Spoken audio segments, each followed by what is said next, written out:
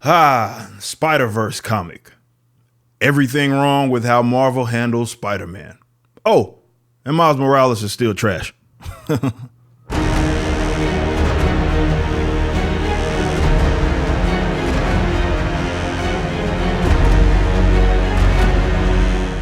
It's been a while since I've done some comic book related material.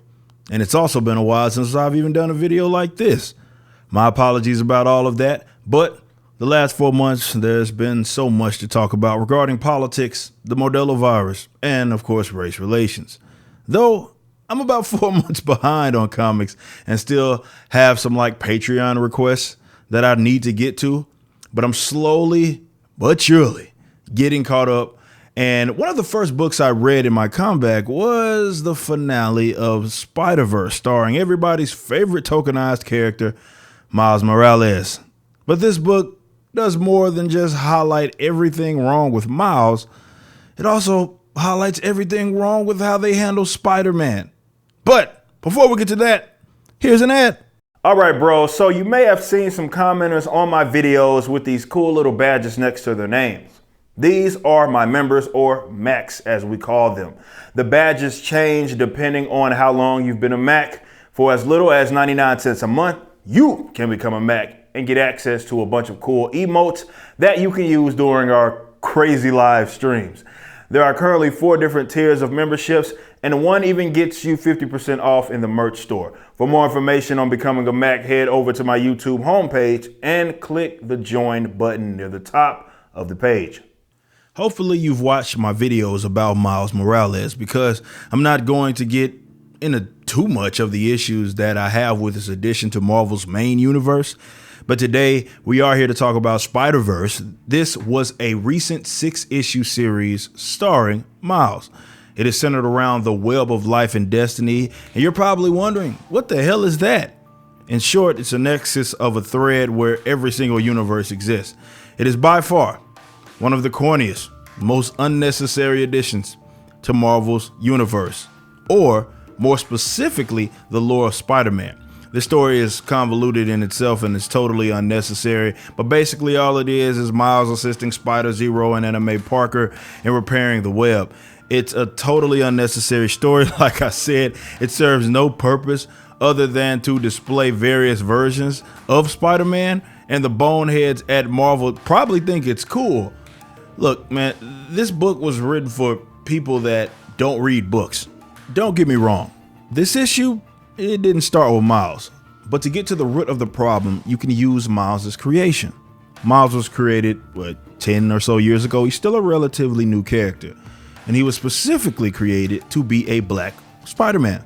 That was the goal of the creators. It wasn't by accident.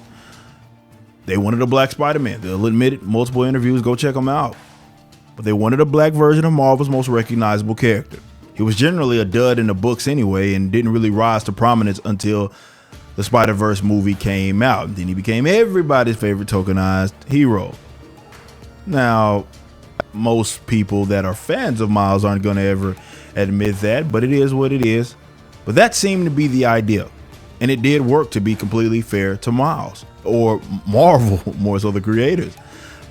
Miles is still a dud in the books, don't get me wrong, but they capitalized on him in the mainstream because people get off by seeing black versions of classically white characters. In the books, however, he's just a black Peter Parker. There's nothing about him, his attitude, his personality that we have not already seen when it comes to Peter Parker. He's just a slightly altered in terms of his backstory and his family, slightly altered, but aside from his how he acts more so, he's just Peter. He's Black Peter. Marvel has made it a point to cheapen the amazingness of Spider-Man. Even right now, there are multiple ones. And they're trying to push to the forefront in the comic books. You know, the 2099 thing came back. You have Spider-Gwen. She's entered the main universe. And of course, Miles and Spider-Woman. There used to be a time when it was so epic when Spider-Man popped up on the scene in someone else's comic book, for example. But now there's just a version of him somewhere, everywhere. They've run that branding dry, really.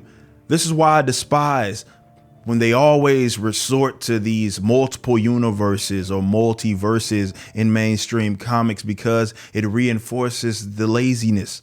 And the recent Spider-Verse comic is just Marvel really spitting in your face, showcasing the different kinds of Spider-Man that they can come up with. The end of each book, they highlight various different kinds of Spider-Man, Spider-Manly, Web Witch, Recluse, and 16 million other ones. And many of them pop up in this book. Again, in my opinion, this is not cool nor amazing in any way. It's just different versions of the same character. And when you understand the history, the backstory of Spider-Man, none of this makes sense. He's not a lantern. He got bit by a damn spider.